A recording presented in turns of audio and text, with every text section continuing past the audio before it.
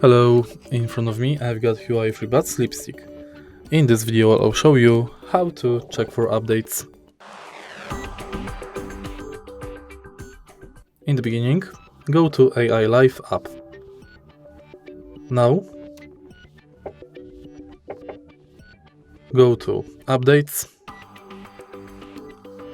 Here is your current version, and if there's any update available, you can install it from this menu. Tap Download and Install, then Install. Place both earbuds back in the charging case.